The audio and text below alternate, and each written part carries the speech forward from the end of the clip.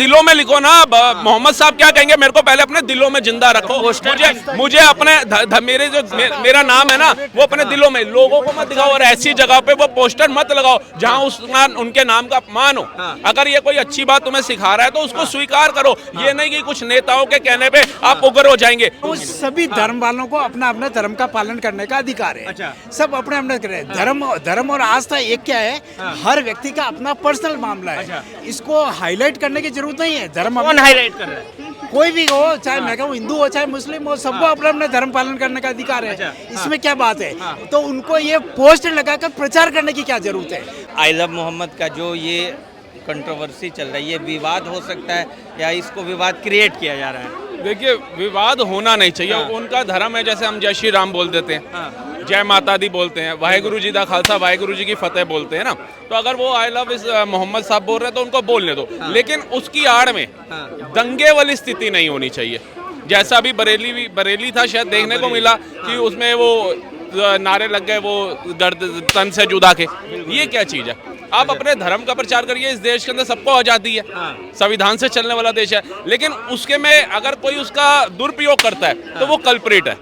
ये नहीं होना चाहिए। आप अगर यहाँ से समझिए कि अभी ये गौरी शंकर मंदिर है, हर शिवरात्रि को यहाँ से बारात निकलती है शिव जी की, उसमें हर हर महादेव का उच्चारण होता है, लेकिन अगर उसके साथ साथ किसी अलग धर्म के लोगों का बहिष्कार हो तो वो गलत है। मैं उसका समर्थन नहीं करता। बिल्कुल। लेकिन जिस तरह से जो क्रिएट किया जा रहा है आई लव मोहम्मद के नाम पे पूरे इंडिया में, अब एक प्रोपेगेंडा फैलाया जा रहा है, इस बारे में देखिए, पता क्या होता है, धर्म के नाम पे भी जब राजनीति होने लग जाती है ना, तब कहीं ना कहीं क्या होता है कि लोग धर्म की आड़ के अंदर यूज करते हैं उस चीज का। अब आई लव मोहम्मद किसने कहा? आई लव मोहम्मद का जो इस्लाम को मानते हैं मुस्लिम भाइयों, उन्होंने कहा ना, लेकिन उसको इतनी मतलब तीव्रता से फैला देना और उसको एक राजनीतिक मोड़ दे देना, वो गलत है।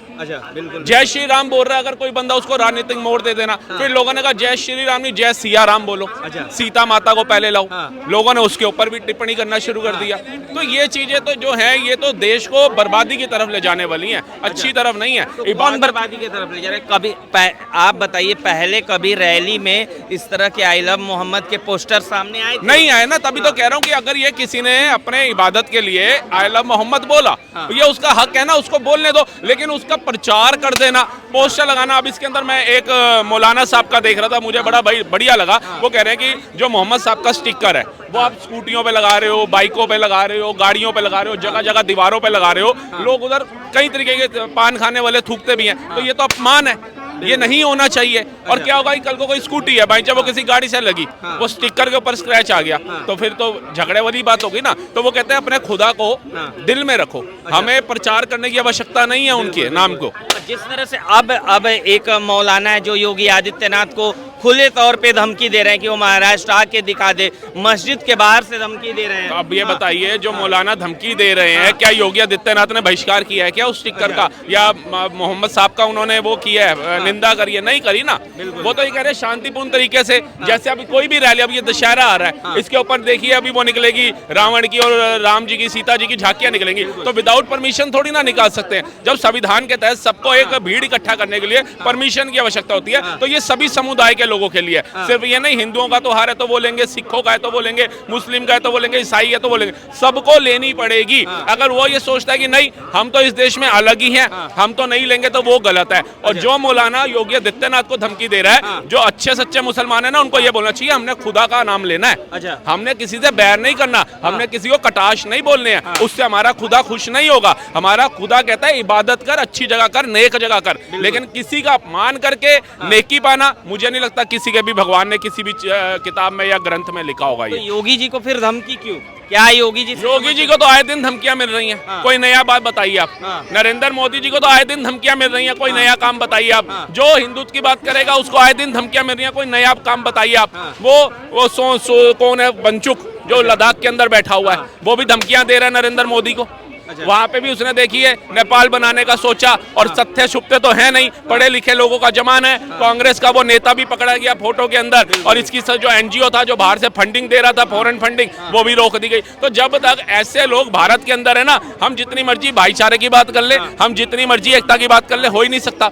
आप क्या सोच रहे हो, नरेंद्र मोदी के सामने सिर्फ ये एक ही चुनौतियां हैं क्या, कि हिंदू मुसलमान की चुनौती है? देश को उन्होंने विकसित भारत बनाना है, वो निरंतर काम कर रहे हैं बिना थके बिना हारे। लेकिन हमारा कर्तव्य कुछ नहीं है। हम कभी सोनम वांगचुक आता है उसकी तरफ भागने को सोचते हैं, कभी ध्रुव राठी बोलता है उसकी तरफ चले जाते हैं, कभी कोई फलाना आता है वो बोलता है हम उसकी राह पे चले जाते हैं। हमारी बुद्धि कब काम करेगी? बिल्कुल, बरेली में जैसे मौलाना तौकीर रजा, उन्होंने हजारों की संख्या में मुस्लिम समाज को इकट्ठा कर लिया, वहाँ उग्र आंदोलन प्रदर्शन हुए, तो क्या ये माहौल बिगाड़ने की कोशिश हो रही बिल्कुल है? बिल्कुल बिल्कुल हो रही है, क्यों नहीं हो रही है आप बताइए। आज जो अच्छे मौलाना, मैंने अभी एक मौलाना का जिक्र किया, और जो समझदार मुस्लिम होंगे उन्होंने अगर उन मौलाना साहब को सुना होगा तो वो समझ रहे होंगे कि इबादत के लिए ना ईदगाह बना हुआ है, मंदिर बने हुए हैं अपनी पूजा प्रार्थना के लिए, गुरुद्वारे बने हुए हैं अपनी पूजा प्रार्थना के लिए, ईसाई घर बने हैं, इनके अंदर जाकर के इबादत होती है क्योंकि इनको पवित्र स्थान माना गया। ठीक है, हम सड़क पे चलते हुए, हम रोडों पे कहीं भी या अगर अपने धर्म का प्रचार कर रहे हैं तो हम गलत हैं, हमारे कर्म गलत है। ये फिर मंदिर क्यों बनाए गए हैं? क्यों इसको शुद्धता? तो कह रहे हैं कि हम लोग पोस्टर लेकर पूरे इंडिया में आई लव मोहम्मद लिख रहे हैं। अरे आप अपने दिलों में लिखो ना। मोहम्मद साहब क्या कहेंगे? मेरे को पहले अपने दिलों में जिंदा रखो। मुझे अपने मेरे जो मेरा नाम है ना वो अपने दिलों में, लोगों को मत दिखाओ और ऐसी जगह पे वो पोस्टर मत लगाओ जहां उनके नाम का अपमान हो।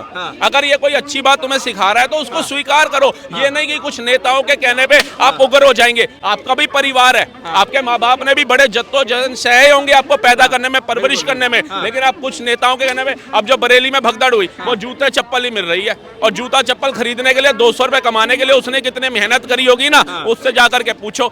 2 मिनट में लाठीचार्ज हुआ, जूते चप्पल इतने पड़े हुए हैं, इतनी तो मार्केट में नहीं मिलते। बिल्कुल बिल्कुल, आप 2 मिनट समय दे दीजिएगा। आप क्या कहना चाहेंगे जो आई लव मोहम्मद के नाम पे जिस तरह से जो प्रचार किया जा रहा है? ऐसा है, ये इस तरह की जो भाषा है, ये इस तरह का समाज में फैला करके मूल जो मुद्दे हैं ना उससे जनता का ध्यान भटकाना चाहते हैं। बाकी इन धमकियों में कोई दम नहीं है। मैं कह रहा हूँ सभी धर्म वालों को अपना अपने धर्म का पालन करने का अधिकार है। सब अपने अपने करें। धर्म और आस्था एक क्या है, हर व्यक्ति का अपना पर्सनल मामला है। इसको हाईलाइट करने की जरूरत नहीं है। धर्म कौन हाईलाइट कर रहा है? कोई भी हो, चाहे मैं कहूँ हिंदू हो चाहे मुस्लिम हो, सबको अपने अपने धर्म पालन करने का अधिकार है। इसमें क्या बात है? तो उनको ये पोस्टर लगाकर प्रचार करने की क्या जरूरत है? भैया आपका धर्म है तो आप पालन करो। आप लोगों में क्यों प्रचार कर रहे हो? मेन बात है कि ये क्या ज्यादातर लोगों का मेन समस्या क्या है, जो हिंदुस्तान में आर्थिक समस्या है लोगों की। लोगों के पास रोजगार नहीं है, इनकम नहीं है, लोगों को अपना जीवन यापन करने के लिए कितना कष्ट और संघर्षों का सामना करना पड़ रहा है, ये नहीं है। अब जैसे मोदी जी कह रहे हैं साहब हमने जीएसटी कम कर दिया, उत्सव मनाओ आप। अरे उत्सव किस बात का मनाए? जो 8 साल में जो आपने जीएसटी के नाम पे जो लूट मचाई, जनता पूरी कंगाल हो चुकी है। जनता के पास पैसा नहीं है मतलब सामान खरीदने को। एक गरीब से गरीब आदमी ने भी जीएसटी भरा है।